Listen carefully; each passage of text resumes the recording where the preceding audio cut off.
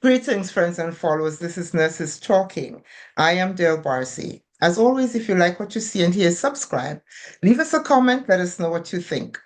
So here on Nurses Talking, we speak to nurses anywhere in the world and at any stage in their nursing journey. And today I'm very, very pleased to welcome Daniel Lightowler from Sydney, Australia. Daniel is a clinical nurse consultant of inflammatory bowel disease at the Royal Alfred Hospital in Sydney. He's an adjunct lecturer of internal medicine at the University of Western Australia, and he's the president of the Gastroenterological Nurses College of Australia. Currently, he's the education lead for the Inflammatory Bowel Disease Nurses of Australia. He's a member of the IBDNA National Steering Committee, the scientific committee chair for the Gastroenterological Nurses College, and he sits on the editorial board of the Journal of the Gastroenterological Nurses College. He was named the finalist in the Western Australia Young Achiever Awards in 2022 and has been inducted as a member of the Order of St. John by the Governor General for his work in education and youth development in St. John's Ambulance, Australia. He's presented nationally and internationally at conferences, and he continues to contribute to research in IBD. Wow, Daniel, welcome. That's a mouthful, isn't it? Yeah, it's a mouthful. I'm thinking you have done a lot. Just a bit, just a bit. Well, talk to me. What made you become a nurse? That's a very good question, actually. I started nursing quite young. I actually dropped out of high school to start nursing when I was 16 years old. So I dropped out and did my diploma of nursing in what we have in Australia. We call it TAFE, which is like a midway between university and high school. And that's when I started my nursing journey. I graduated from that when I was 18, and I was one of the youngest nurses in my state at the time in Western Australia, along with another person who was also my age, dropped out of high school. And my journey kind of continued on ever since then. Yeah, I was a young one. Oh, did you always know that you wanted to be a nurse? It's interesting. I always knew that I wanted to do something in health, and I always knew I wanted to do something that was more caring and holistic. We do often get caught up in the biomedical kind of model of healthcare, and that's not the whole story when it comes to healthcare. There's so many other factors that feed into health, and I think nursing was actually the best fit to be able to address all aspects of healthcare. Yeah, yeah. So as someone who's graduated and is now a nurse at 18, what were the challenges for you? A lot of people didn't take me seriously when I was 18. Because I was an enrolled nurse, which is in Australia, we have two levels of nursing, enrolled nursing and registered nursing.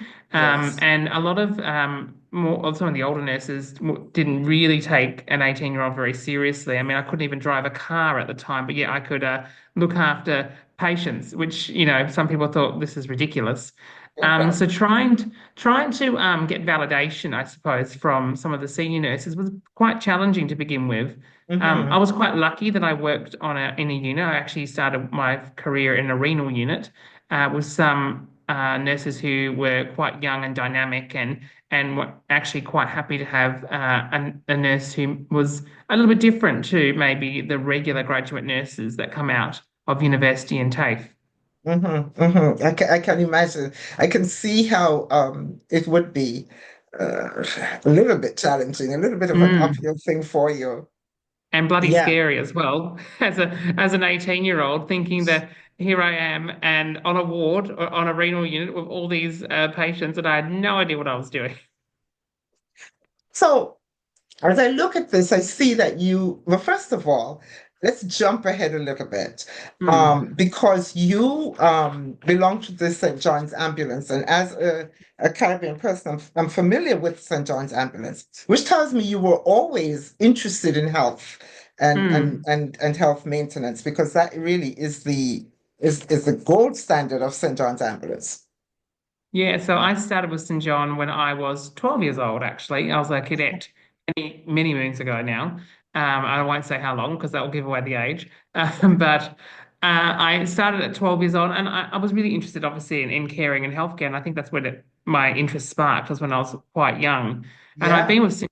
ever since. So, years later, I'm still with St John as a volunteer. In Yeah. Western Australia, where I grew up, we run the state ambulance service there. So it was quite a broad range of experience that I was able to get when I was younger.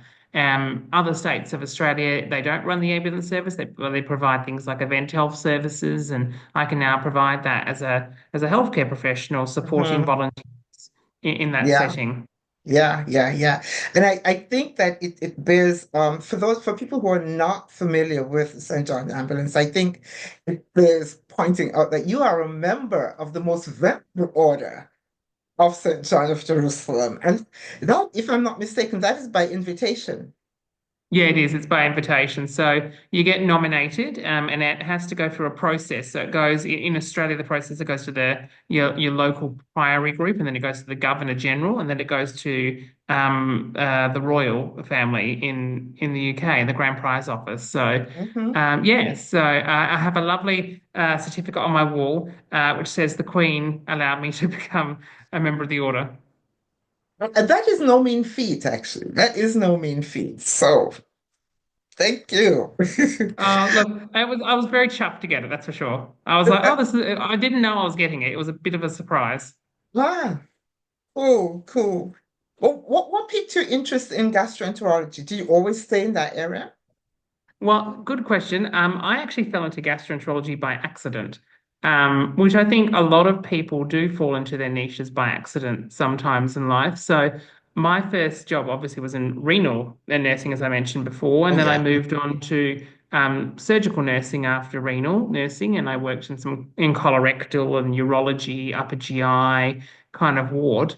And then there was a bit of gastro that kind of overlaid with that. And then I was asked to relieve someone for leave relief for 4 weeks. And then that person unfortunately injured themselves and couldn't come back to work for 6 months. And it's been a very long 6 months. It's been a 10 years worth of a 6 months, and I'm still in gastroenterology.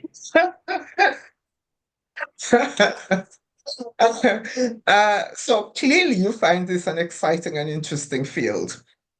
It is. But It's incredibly exciting.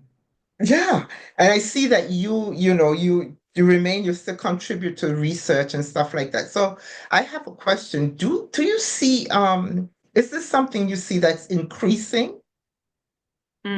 So from gastroenterological conditions, so it Yeah. depends. So I know very much about, I look quite a bit about inflammatory bowel disease. That's my area of expertise within gastroenterology. And what we know is in the Western world, we're seeing a compounding prevalence of inflammatory bowel disease. So we're not seeing huge spikes of incidence like we did in many previous years past. But in our Asian and African and Middle Eastern communities, we're seeing dramatic increases in inflammatory bowel disease. In actual fact, if 1% of the population of China is to develop IBD, which is usually the amount of the population that would develop IBD, we're going to have, millions of people with inflammatory bowel disease living in China, for example. And obviously for Australia, we look after a lot of the Southeast Asia, East Asian region, with a lot of migration here. So we're seeing increasing prevalence here because of Mm. migration patterns. It's a huge global health issue, particularly because a lot of these increasing incidence countries, which are going to have high levels of people living with inflammatory bowel disease, don't have health access like we do in Western worlds, and they don't have access to therapies like we do in the Western worlds. I mean, there's countries in Africa that don't even have a gastroenterologist in them that could diagnose conditions like this.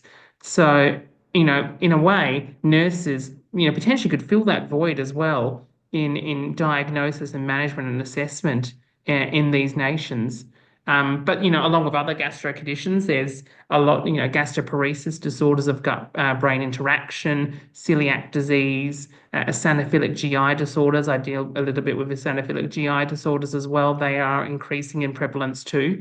And there's a lot of disorders of the gastrointestinal system that are increasing in prevalence. It's not a sexy specialty though, so not many people talk about it. I was at a comedy show not long ago, and the comedian asked me what I did for work, and I just said nurse. And then he goes, "What kind of nurse?" And then someone volunteered that I was a bowel nurse. And that was about half an hour worth of his set then sorted. Because, I mean, what's better than having someone who's a poo nurse, essentially? I know, I know, I know. I hope you got royalties.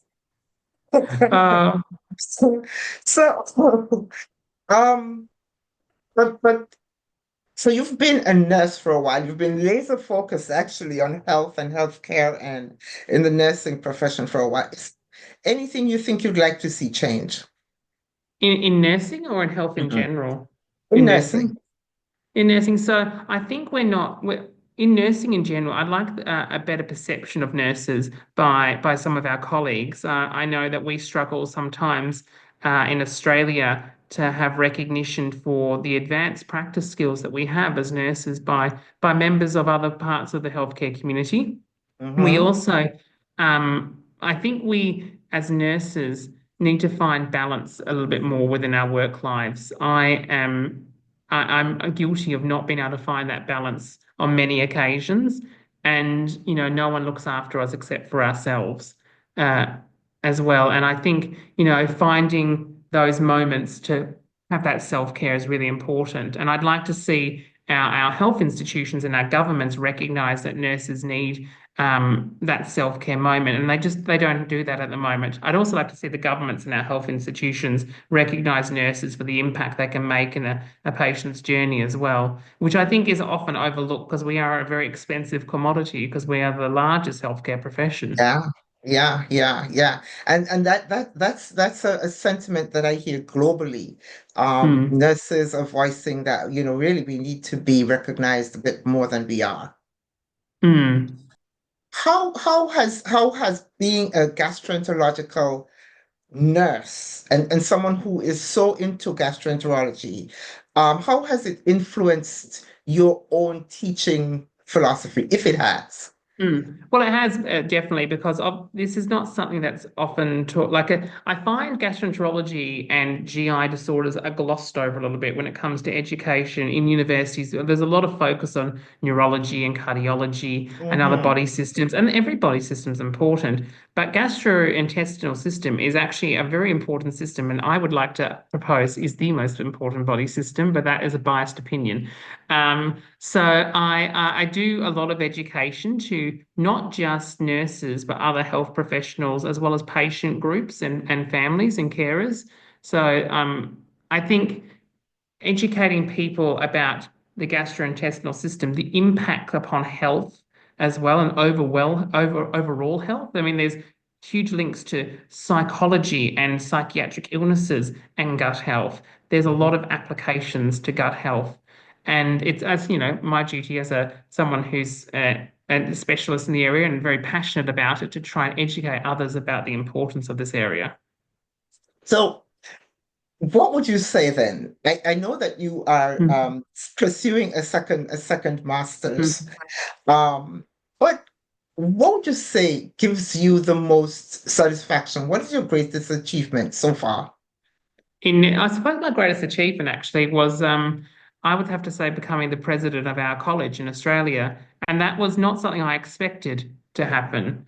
I didn't actually think I was the right person to be the president of our college. Our college is predominantly made up of nurses who work in endoscopy, and I'm an inflammatory bowel disease nurse. And there's been no inflammatory bowel disease nurses before me who were the president of our college. However, I mean, the previous president did say to me, it's not necessarily about what area of gastroenterology that you come from. It's about how you bring all areas of gastroenterology together because we are quite a diverse specialty area. We've got people that work in liver disease, people that work in luminal diseases, nutrition, pancreas diseases, because it's quite a broad specialty area. And I Mm-hmm. was very, I suppose, honored to be considered as somebody by the entire board actually as the most appropriate person to be the leader for gastroenterology nursing in Australia and New Zealand. And I thought that was, probably my best achievement so far. Wow, well, congratulations. I'm probably late to the party, but congratulations. It for me, it's in my head as you're talking, it's a really big deal. Hmm. A, to be considered, but B, to be unanimously considered. Um, must say it says a lot about who you are and what you bring to the table. Well, yeah, I suppose. I mean, I don't see myself as a great leader necessarily, but a lot of people don't see themselves, I think, as a great leader. I I think as long as you can bring people together, I mean, that's a lot of the thing, and be able to advocate for the profession that you're working in and advocate for your specialty area on that stage. And I've certainly tried to do my utmost to do that for our profession in Australia. Since I've been president, I've been meeting with ministers and assistant ministers and members of government and public service to try and make sure that our patients can be better served because I know our nurses that work within gastroenterology nursing are absolutely there, ready and prepared to do that. Yeah, awesome, awesome.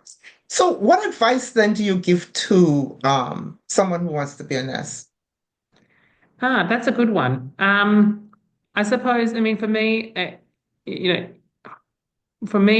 when I started my journey, I didn't know where I was going to be. So my advice would be go where the road takes you because you never know when you're going to end up. I thought I was going to end up in cardiology or renal or respiratory. I thought that was my area, and I did not think I'd ever end up here. But the road takes you in some strange places sometimes. But go along for the journey because in actual fact, you often find your niche and you actually learn a lot along the way. Many Yes. years ago, I relieved someone that worked in immunology, and I thought I'd never work in immunology. And I thought, my God, how boring could immunology be? But in actual fact, it's been one of the most fascinating areas of healthcare and nursing I've ever worked in. And Mm-hmm. it's taught me a lot that is still applicable today because my area in gastro deals a lot with gut immunology. Mm-hmm. Mm-hmm. Exactly, So exactly. go where the road takes you. Indeed, indeed, indeed. I know what I meant to Mm, ask you a minute ago. You were mm, talking about how difficult it is sometimes for us to take care of ourselves. And so I mm, wanted to ask you, what do you do particularly when you do mm. take care of you? What do you do to take care of you? When I do, which has been a problem for myself, but I've slowly begun to learn to take time for myself. So one of the things I did recently was I joined a squash club. I can't play squash to save my life. I also have no hand-eye coordination, and I've never played a racket sport. However, I started doing that twice a week because I thought that's a challenge for me. That's not a challenge that I would normally take on. So that's kind of my time, and I take that as my time. I also make sure I make time for the ones I care about. So my Mhm. husband and I have date night once a week. So that way there's nothing that interferes with that. So I do try and almost schedule that time into my calendar now, which I never used to do before. I used to just, if there's something that needed to be done, it was done. But now I Yeah. make sure I try and take that time as well. Another thing, I mean, I was useless at taking holidays before. I mean, I had so many holidays banked up, it wasn't funny. But now I try and make sure I do take some time, even if it's Yeah. a few days here and there, even if for us it's like traveling to the Hunter Valley, which is a wine region here in New South Wales, to have a Hmm. little wine tour for a day and then stay the night in the Hunter Valley. I mean, things like that are important, I think. Yes. So just having that time, whatever that time is for anyone, for you or for me, for anyone else, finding that and making sure we take time for that. Yes, yes. And it's one of the questions that I try to make sure I ask because I really believe that if we don't think about it and articulate it, we won't do it. Mm.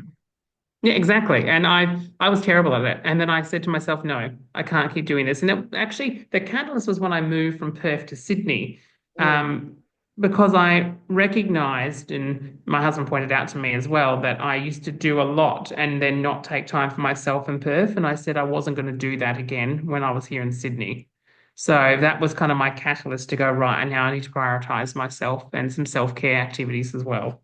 Yes, yes. And we've got to get rid of the notion. I hope we don't pass it on to Mm, oncoming nurses, mm, but there was, we kind of had the notion mm. that self-care was a selfish thing, or to even talk about it.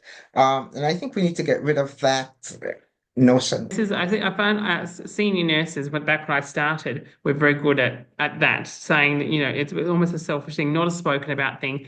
And also eating their young in a sense, if they Yes. deem them as not meeting this what they did when they were a younger nurse. Yes, yes, yes, yes, indeed. Yes, indeed.